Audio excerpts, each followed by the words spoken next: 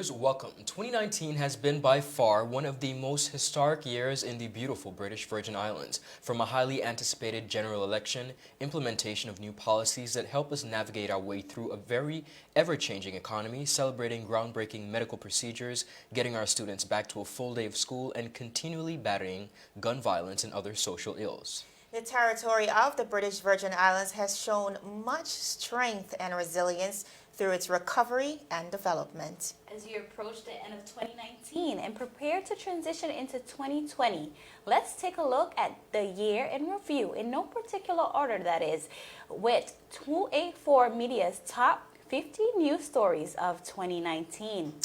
All right, let's begin with the very inspiring story by Mr. Omari Winter, who is an inmate at Her Majesty's Prison, but he was one of the few who received his high school diploma while in prison through the Virgin Islands High School Certificate Program. Now, the groundbreaking program also afforded many others the opportunity to receive their high school diplomas, and Winter took the time to encourage many of his fellow peers to make sure that they take advantage of the opportunity so they too can benefit. Ladies, this program, of course, was implemented by the former Minister of Education, but it really gave a lot of persons of all different age brackets an opportunity at their high school diploma, and I think it's something that should be celebrated. It was a major accomplishment this year. Absolutely. I know this was very special because, especially when it comes to our prison inmates, and there's so much stigma attached to a mistake that they would have made in the past, not realizing that everybody deserves a second chance, and of course, affording them an opportunity of education. Agreed. I think this is the meaning of rehabilitation because, you know, giving them a chance to a proper life after coming out of the prison. So this is an awesome thing. We love that one. Great. Since the 2017 hurricanes, the government of the Virgin Islands has been in conversation with the UK government to secure a £300 million loan guarantee.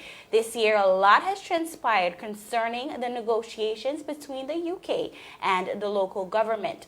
The Premier criticized the UK's terms and stipulations that they were being imposed on the territory if they were to accept the loan guarantee. Ben Merrick, Director of the UK Foreign and Commonwealth Office Overseas Territories, voiced his sentiments and disappointments with the Premier's behavior, claiming that back in May, the Premier cancelled his trip to the UK that was organized to discuss that very issue. In September, the Premier traveled to the UK and participated in a productive meeting with UK officials and discussed the matter of the loan guarantee. That was a big story, guys. It was. That letter from Ben Merrick was shake the territory. Yeah, definitely was one for the books. It was a very troubling time for the BVI as we tried to figure out the way forward. We have to remember that we are a British overseas territory, which means we are a dependent, and we're still under the umbrella of the United Kingdom. So the back and forth between the Premier and it was a little uncomfortable. It was very uncomfortable in trying to figure out the way forward. Definitely.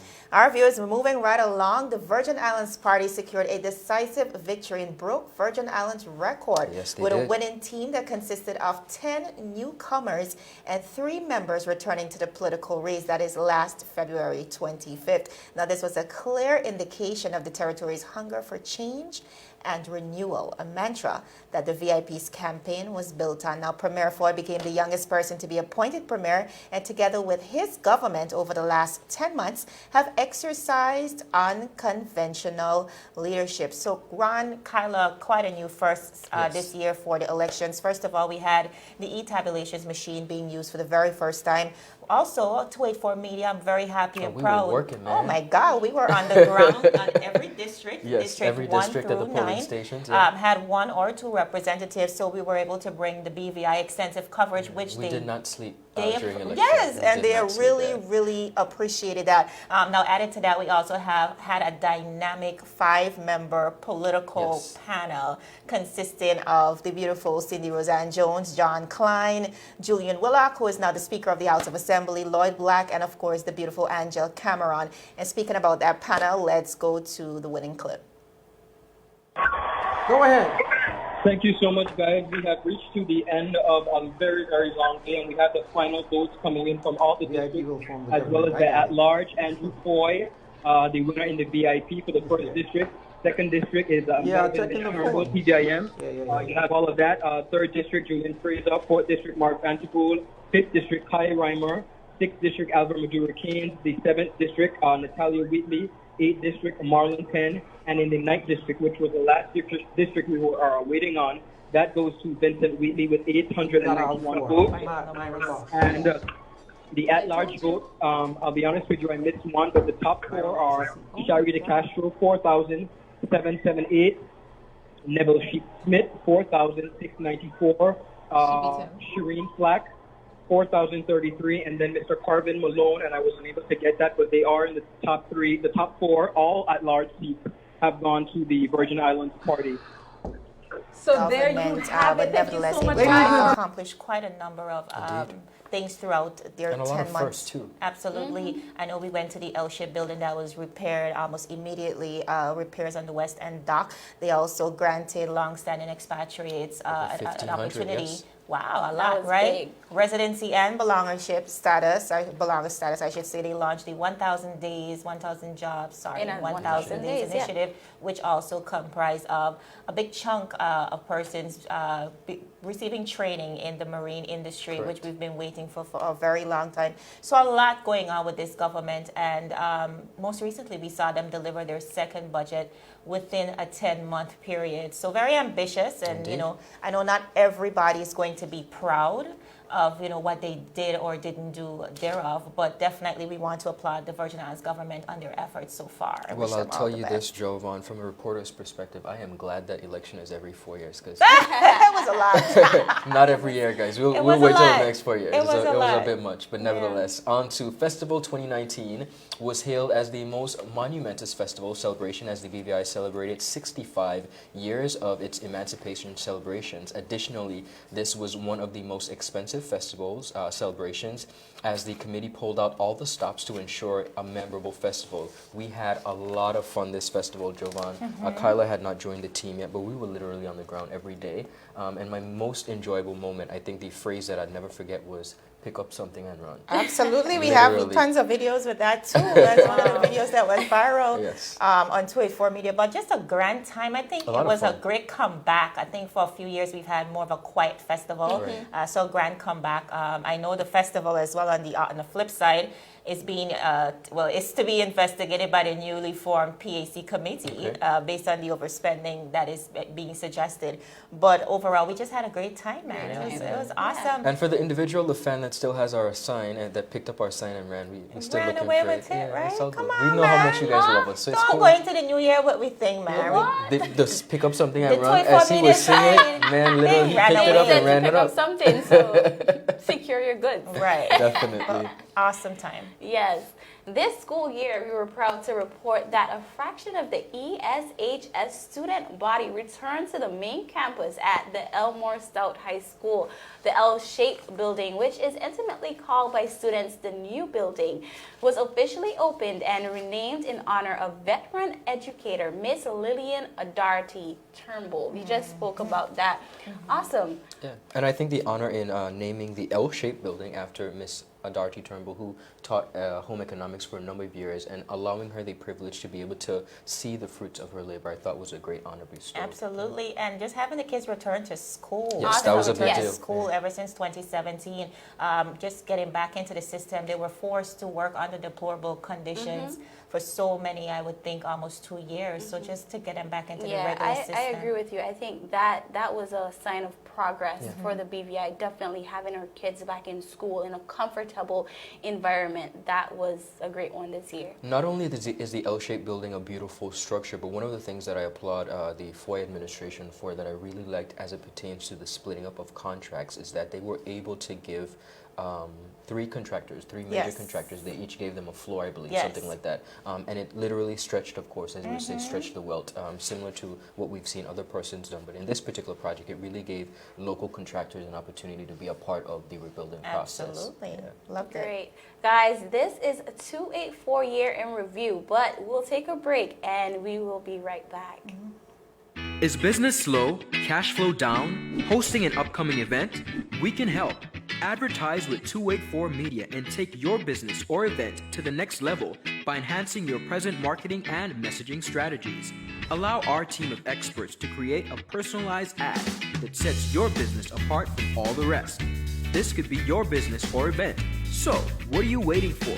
Contact our marketing team at 284media@cctbvi.com.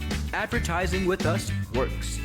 When you need to stay connected with friends and families at home or abroad, the best choice for you is Freedom. CCT Freedom.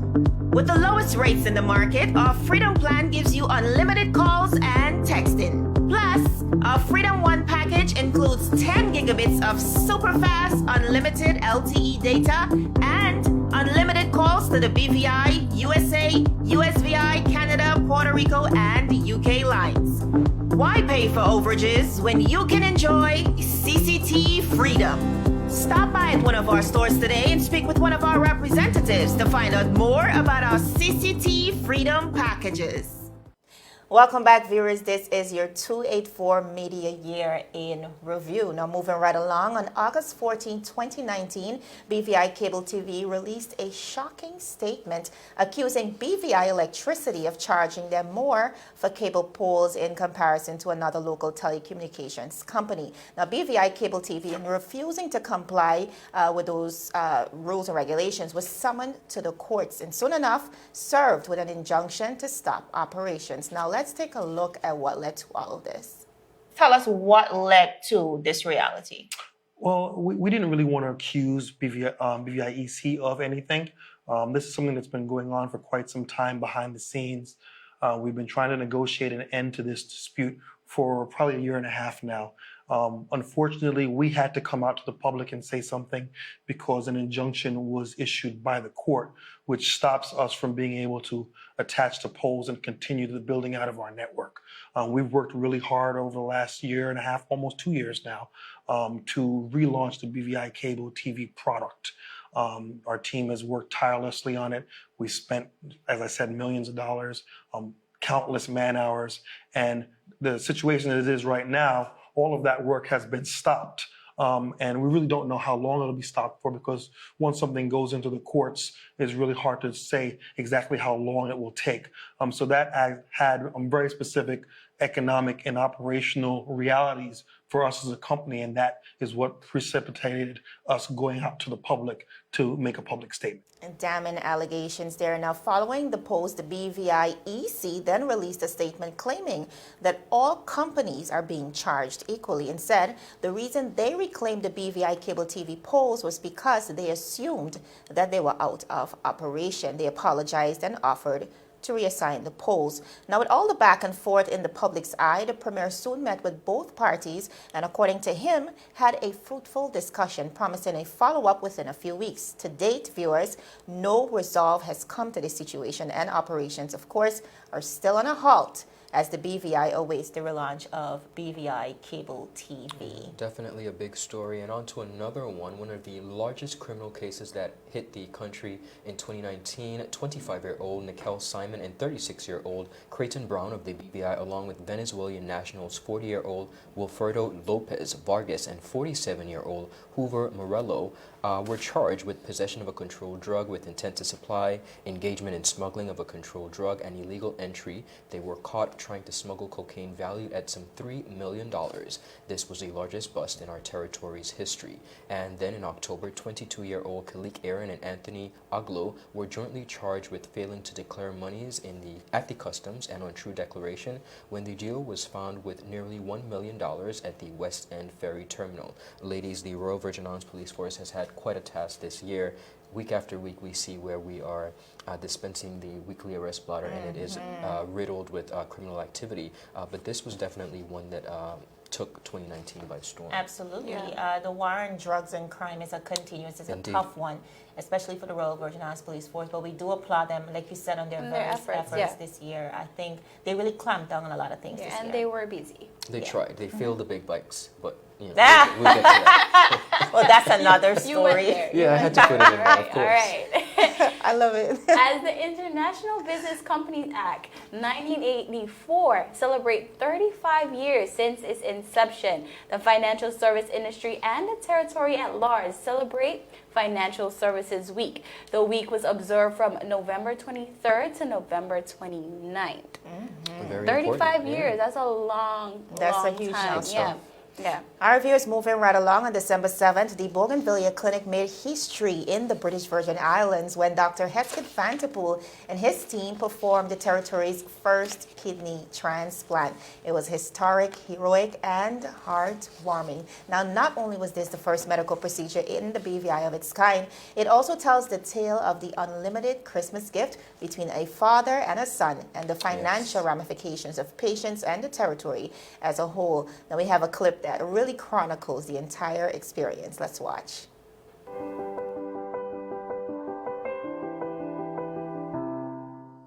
Today is an exciting day for us here in the British Virgin Islands. It is an exciting day for all patients in the BVI that have kidney disease, that are on dialysis, that are heading towards dialysis, and for the families. Because today, for the first time in the British Virgin Islands, well, actually yesterday, for the first time in the British Virgin Islands, we were able to carry out a successful kidney transplant. This is a case where a gentleman was found to be in kidney failure, has been on dialysis for several years, and his son came forward to give him a kidney. History made in the British Virgin Islands. Now, a few things to go around here. First of all, a young son, without hesitation, gifting his father a second chance at life, of course, donating a kidney to his dad. We dubbed it the ultimate Christmas gift. Now, aside from that, not only was it a first, but both donor and recipient were up and about in just less than 24 hours. The surgery was also done free of cost. We know that this was a surgery that cost over $50,000. Secondly, it was not covered by NHI, according to the current policies. And of course, the team, the doctors, and the rest of the BVI, they made a passionate plea to the government as well as NHI to revise policies to include not just the kidney transplant surgeries, but surgeries on a whole. And we know as well with this story, based on what Dr. Hesketh Vanterpool said, a person on dialysis spends way over $100,000. With doing this type of surgery, you save at least half of that money. So in the long term, the government will truly save. And just it just added to a long list of groundbreaking procedures and how they continue to extend themselves as a medical practitioner in the British Virgin Islands, and how they lend to the possibility and the prospects of medical tourism in the Virgin Islands. They did quite a lot. Bougainvillea and Eureka Medical, not only did they open their branch in Virgin Gorda this year, but they also launched the Cardiac Cath Lab, which was also a major accomplishment for them. So 3 big wins for the wonderful staff over there at Eureka Medical Clinic. And now on to a very sad story. The territory has been in mourning this year as the Honorable Ralph Tunil OBE Emeritus passed away on November 11th and was laid to rest on December 11th, 2019.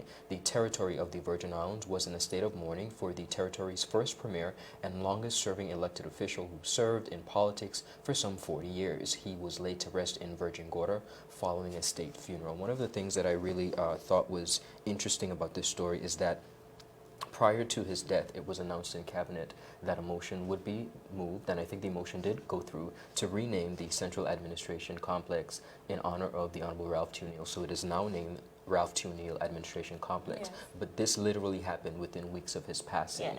So it really shows you and brings into essence the essence of time and the importance of time, where our lives are valued, and even though we, we think that we're honoring someone, time is really not waiting on anyone. And of course, he was given a funeral set for no other, set for a king. Literally, in true fashion, persons came out from all over the British Virgin Islands and the region, across the Caribbean, to support his family and his beautiful wife as they mourn not only their loss, but our loss. A great, great leader has transitioned. Stalwart legislator in his own right, contributing over 50 years to public service, 40 years to politics. Yes, politics in general. That's a man that's about country. Absolutely. You can't take that away from him. And when you look at his life and reflect on it and understood how he impacted other persons across the territory, we see a passionate plea being called for National Heroes Day. And of course, that was inspired by him and the many legislators that came before him to ensure that, we have the beautiful BVI that we have today. So all in all, he will be truly missed. Of course. But his legacy will definitely live on. Definitely. We're going to go to a commercial break, viewers. This is your 284 Media Year in Review. Stick with us. Everyone looks to the future, but no one truly knows what the future holds. The number of people under the age of 20 with type 2 diabetes could increase by 49% by 2050. Let it be known that we all have a 30% chance of developing hypertension. Globally, more than 300 million people of all ages suffer from depression. More than 60,000 young adults aged 20 to 39 are diagnosed with cancer each year. Obesity leads to problems such as stroke, heart disease, and kidney failure. No matter your race, age, or color, we are all at risk. These diseases can be managed or prevented if caught early. But with the right medicine and the right doctors to keep us on a path to live a robust and healthy life, we will live well.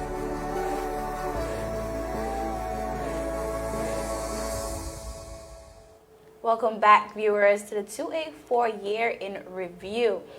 In August, Premier Foy and the government of the Virgin Islands launched the 1,000 Jobs in 1,000 Days initiative. It was reported that more than 200 persons were present to register for this initiative. Many businesses supported the cause by signing up to be a part of the employment initiative. Very ambitious. Was a very ambitious initiative under the VIP administration, but they saw a need. Some unemployed locals out there, and they saw a need, and they launched the initiative. And this also ties into the overall immigration reform process. Yes. The Immigration Department, of course, trying their ultimate best to afford locals an opportunity before you invite other persons into the territory. Due to the immigration crisis that we're currently going through with an influx of immigrants. I myself, being an immigrant, but I truly understand the importance of securing first for yourself before you give to others as we continue to build the economy. So I just think this was a great move. It was a welcomed initiative. A lot of persons are out of jobs, especially post Irma. So definitely a great one for the territory. But also, we applaud the private businesses that signed up on to be a part of this initiative, because it's not just the duty of the government, but also private enterprises to lend a hand. I think it would have been almost impossible without their partnership. So that's definitely a valid point. And they have been pushing that public-private partnership agenda for a very long time. Our viewers, moving right along, the BVI stood at a standstill this hurricane season as Hurricane Dorian approached the region. However, by November 30th, we were all able to breathe a sigh of relief for being spared from the monstrosity of the storms. Now, spared by the grace of God. We caught up with a team at DDM who chronicled this season. Listening. Looking back on the 2019 Atlantic hurricane season, we at the Department of Disaster Management are extremely grateful that the systems that passed over us were relatively minor and that the territory was well prepared throughout the season. The National Emergency Operations Center was activated for 3 systems, Dorian in August, followed by Jerry and Karen in September. Thankfully, there was no major damage resulting from any of these systems.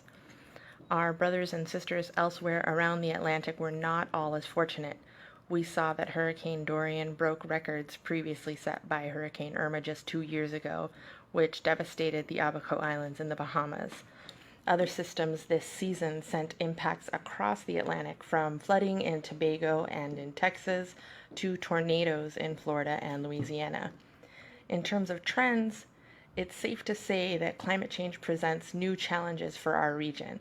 We are seeing that the most intense storms are occurring at greater frequency, and that even with sophisticated forecasting equipment, systems of all intensities are often highly unpredictable. All this means that as a region and as a territory, We all need to work together to be ready for tropical cyclones and other emergencies. Like the beautiful Miss Crystal said, the island of Abaco in the Bahamas was not as fortunate as us here in the British Virgin Islands. They were completely ravaged by Dorian. The islands were left in a $3.5 billion deficit, 67 recorded deaths, of course, with hundreds still missing. Wow. And of course, Ron Kyla, a devastating memory, very traumatic to last over lifetimes, I believe. Now, one of the things we're proud of is, how the BVI responded to the tragedy. First thing we saw was an essential team under the Deputy Governor's, Deputy Governor Office, yeah. David Archer being deployed. We also saw a team from BVI EC who left the country. And spent quite a while there. Yeah. Absolutely. Spent a while there, of course, lending to the restoration efforts of electricity in the island of Abaco before they returned. Lights were back on, and of course, Abaco on the rebound. We also saw the BVI responding financially. Yes. Most notably, we remember the Rotary family hosting a telethon that raised over $150,000. I also remember RTW making a sizable donations, and many organizations and persons in the territory lending to the cause because we understood all too well what that felt like. So I think without hesitation, it was easy to do. It was quite, I'll tell you this though, it was quite painful to watch, and knowing that what we have been through and knowing that Dorian passed just over us, it was really painful for us to watch. So I'm happy that the British Virgin Islands and our government was able to make a sizable contribution to the wonderful folks over there in the Bahamas. So overall, this season, it was a time of fear, it was a time of diligence, it was a time of reflection, but also a time of thanksgiving for God's unwavering love and mercy for sparing us, because a lot of persons are still in a mode of recovery. And now, ladies, I have a confession to make. On to a story that I think the story drove me crazy. I was so, and I probably gonna get in trouble. We were really on this one though. Yeah, I know, but I think I'm probably gonna get in trouble for this. I was sick and tired of writing this headline. All I was writing, all I was seeing, everywhere I looked was Speaker versus Vanderpool. On the opposite side of the spectrum, like Donald Trump gives me a turn on. Right. Yeah, I love lighting him up in the news because I can't stand him. On the opposite side of the spectrum, I really enjoyed this. I did not enjoy this back and forth. To be honest, I really did. It was very goodness. I was glued. I was quite entertaining. What's next? Yeah. Well, let's get into it. A very popular story this 2019. Speaker Willock versus Vanderpool on March 5th. After winning his seat as the 4th District Representative, Mark Vanderpool issued a public resignation. He then sought to retract his resignation, which sparked an almost 4-month-long legal battle with Speaker Julian Willock. The court saw Willock's bias, also deciding that the resignation was invalid, and Mark Vanderpool was sworn in months after. Once sworn in, however, Honorable Mark Vanderpool then unleashed an attack. In an impassioned speech, the 4th District Representative railed against Mr. Willock and dredged up allegations against Premier Andrew Foy stretching back to the early 2000s. As a result of the ongoing saga, the 4th District protesters protesting the situation lined up out of the House of Assembly with their placards as well as signed petitions, and that was presented to Governor Jasper. I am so happy that story is over. Let's move right along. Oh God! Well, before we even do that, I think it's like what I enjoyed and didn't at the same time. The fact that we're saying enjoy, first of all, it was to some extent. I love sensational. Yeah, well, I understand. Trust me. Yeah. So it was definitely one of the most unprecedented political moves in the history of the British Virgin Islands. It was quite bizarre the way things happened and transpired from beginning to end. I think residents were just like, "Is this really happening?" Right. But I think it showed the people of the Virgin Islands that at some point there needs to be some sort of revision to the Constitution. The fact that this went on, and it went on for so long, who is in charge? Who has a say? Who can set the boundary? No one knew. At the cost of the public funds. That was a big part of it. And it really divided the territory too. A lot of persons were, back and forth on this situation. And again, it's just crazy how everything unraveled. We wanted what happened in the end to happen from the beginning. Right. I think a lot of persons. So it's really a shame that it had to be dragged on for so long. Agreed. This year, the Premier of the Virgin Islands, Honorable Andrew Foy, launched the Fast Track Regularization Initiative. We spoke a little bit about that earlier. Premier Foy described the initiative as a clear path to regularization. In some cases, residencies, and in others, belonger status, and in most cases, residencies straight to belonger status. A number of community meetings were held to hear the concerns of the people. The initiative was on pause for approximately about a month as the Premier noted some of the concerns that were raised. Fast forward this month, more than 1,000 expatriates have received belonger status and residency status from the Fast Track program. Yes. Kyla, girl, this was one of the most controversial stories, initiative launched by the Virgin Islands administration, party administration. And you talk about division. This was a division in the country. You had persons on both ends of the spectrum who said, you know, it's a good thing to do. And then you had the term indigenous being thrown around so often, and persons really taking, I think, a personal attack on it. I think this year and a lot of hurtful words. I think even me, I felt this was a some tough type of way. one to report on because you know you're a local, I'm an expatriate, and I don't feel the hate between us. But when this situation came up, oh my God, it dug up a lot of harsh, hateful words. I think we feel it sometimes, but this year, especially with this initiative, it was a lot of local versus expatriate. And like you said, you don't feel it on a regular basis, but the conversation dredge up a lot of feelings, a lot of words that, you know, a lot was uncalled for. It was just like you said, Giovanna. A lot of hurtful things were said in that instance. But at the end of the day, we had a wonderful closure. Just the first batch of 1,500 persons receiving, many of whom I personally think were well deserving. Agreed. And the Premier has maintained that this is his strategy to unite the BVI, especially at this critical juncture where we need all hands on board for us to move forward. One thing I will say, community meetings were held, and I think the fact that the Premier, you know, stepped back and revisited. You know, he listened. And I think people, you have to appreciate that. You have to. Well, guys, I might have to agree with you there. The community meetings, I think they were awesome. I think they were needed. But part of me thinks it's kind of like you holding community meetings and you know, people are airing their concerns and you still went ahead. And this is not the only initiative. I'm just saying. In general. I see community meetings in many instances as a simple sham. Let's have a community meeting, let the people talk. Are we listening? But we're still going to do what we want. Let them feel like they're saying something. That's true. But it was still somewhat revised because I remember initially this was supposed to be 15 years. Right. And they went back to the books and they brought it up to the 20 years, 20 plus years. So viewers, we have to move right along. I know you love this one as well, but we have to move right along. We want to get back to a recent story, which I love, which I'm really happy to bring it full circle for us. Absolutely. Just in time for the holidays, Andy Ham, an elder in North Sound, Virgin Gorda, was gifted the keys to his newly constructed home. All compliments of entrepreneur and community activist, philanthropist, Arlington Cricky, of course, well known as Gumption, Honorable Vincent Wheatley, who's the representative for the 9th District, and of course, a community of people who just really came together to ensure and support in so many ways to make this a reality. Now, all of this began when Gumption, under the instruction of Honorable Vincent Wheatley, got a few men to clean the graveyard in North Sound. So it wasn't up until Gumption went to Andy's home to pay him did he realize that this man was living in an environment that was, first of all, unlivable, completely ravished by the hurricanes. He went back to Honorable Vincent Wheatley and ensured that, you know, everybody got on board with the initiative. One of the first things Gumption did was he started a GoFundMe account, and the donations just started to pour in.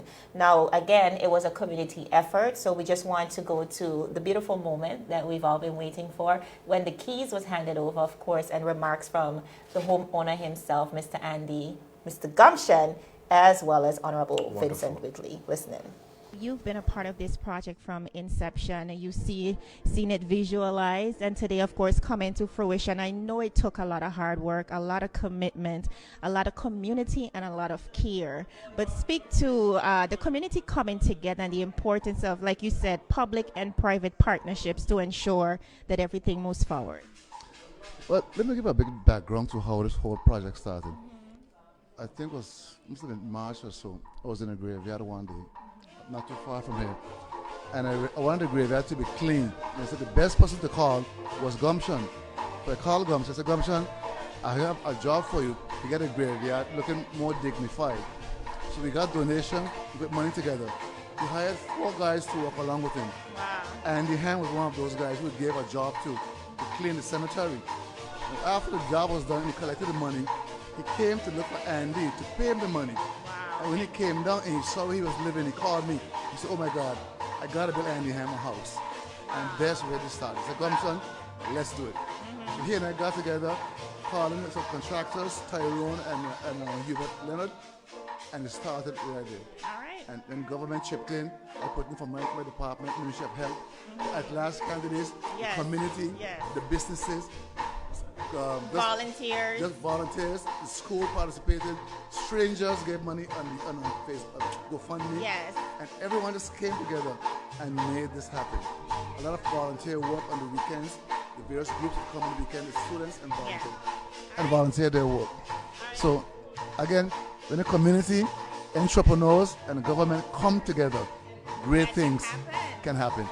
And this thing is a testament of what can happen when we all work together, helping our fellow. How are you feeling today? I'm feeling joyful. I'm feeling relief. I think my teary eyes can say how I feel. A lot of love. I know you probably feel like, the efforts paid off today.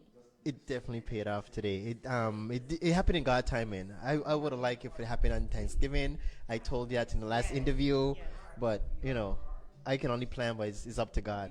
All according to God's time. And this is perfect time. The day before Christmas, that is definitely, that is a bonus. But Thanksgiving would have been cool, but I think this is The ultimate Christmas gift. the ultimate Christmas gift. All right, so I know you came on.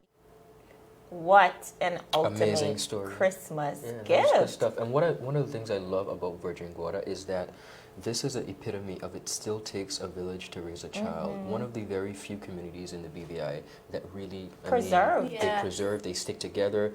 In the aftermath of Hurricane Irma, they recovered quickly, and it was because of their community spirit. So this is just another example. And Awesome very stuff. important too, because Virgin Gorda is also considered the mecca of the BVI tourism product. And so it's very important that they rally together, and the camaraderie is very important because that's their bread and butter too. They depend on it. But naturally so, we couldn't show the rest of the interview with Honorable Vincent Wheatley, but he did reference to the fact that yes, they've always had that, but the atrocities of 2017 certainly brought everyone closer together. Amazing.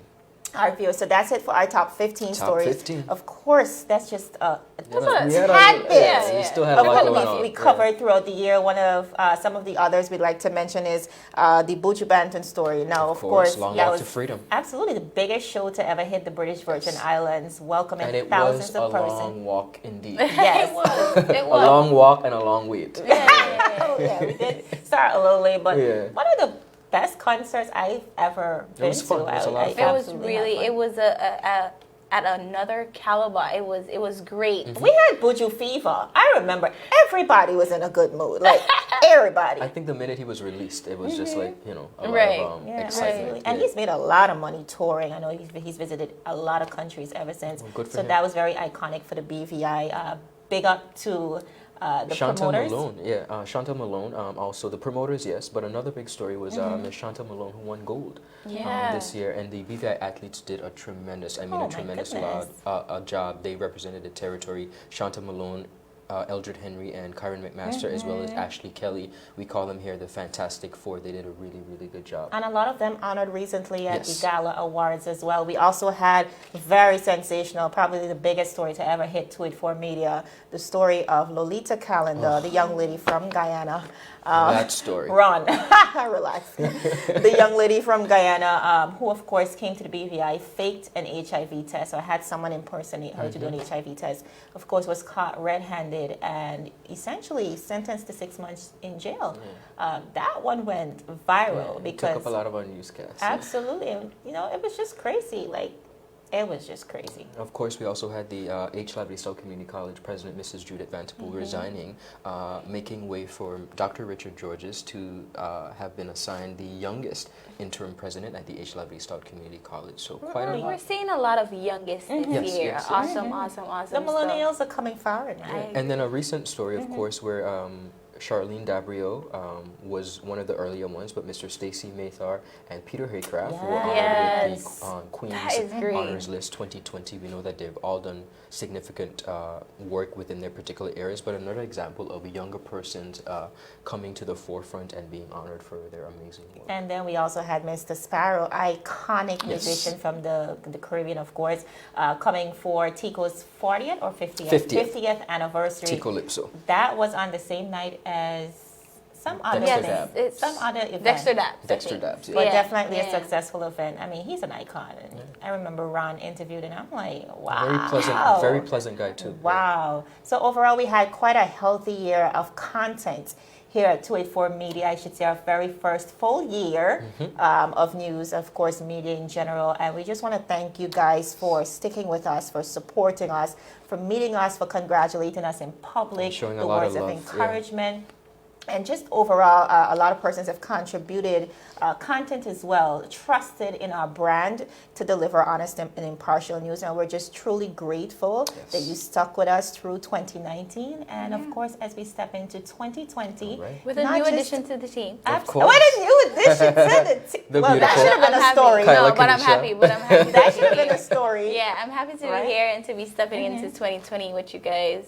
And it's not just a new year. This is a new decade. So a lot of great things coming in January. We can't give you guys too much, but a lot of drops in January. So you definitely can look forward to that. But overall, on behalf of the team, our production team who has worked feverishly, so hard, behind the scenes, and you don't get to see them, but it is a young and talented millennial team who are cover a wider spectrum of skills, and I mean, we could not do it without them. They really, really are the glue, and we thank them so much. And of course, the rest of the staff and management of Team 284 Media Team CCT. Indeed. We really do applaud everyone, and we want to wish you a continued happy holiday season. Definitely. And of course, as we step into the new year tonight, tomorrow, just all the best, all the best. Happy blessings. New Year, guys, from us. Happy New Year.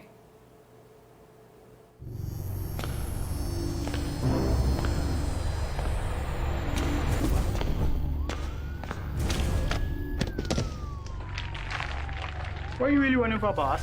You could have bust a hole in your head. But see, with the competition, which means you're about to bust a hole in your pocket. I could get my modem, please.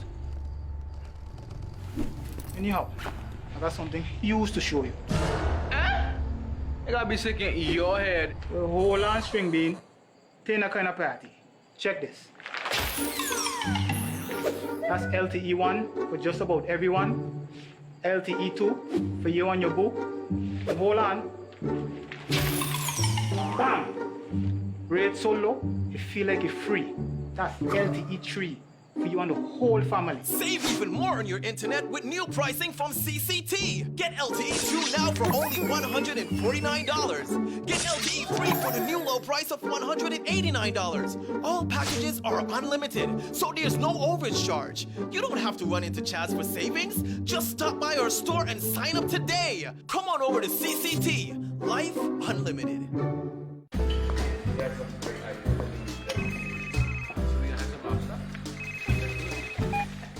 Hello? Wait, you had a lunch and get? You say you were sick? What happened to our wedding rehearsal? No, babe. I'm actually watching the news right now. Take a listen. Topping our newscast today, UFOs seen around Tortola Pier Park. And District 3 residents outraged over no water supply. They simply cannot bathe. These and more stories when 284 News returns. All right, babe, just get some rest, take 2 Advil, and I'll see you later. Bye. Okay, honey. I see you later. I love you. It's clear to see that Coconut Lounge is a place to be, the coolest cocktail lounge in the British Virgin Islands. A lounge like no other, with welcoming, professional service, and a breathtaking ambiance. Not forgetting a diverse selection of wines, beers, and signature cocktails. Cozy, comfortable, contemporary. Coconut Lounge at Tortola Pier Park. Visit us today.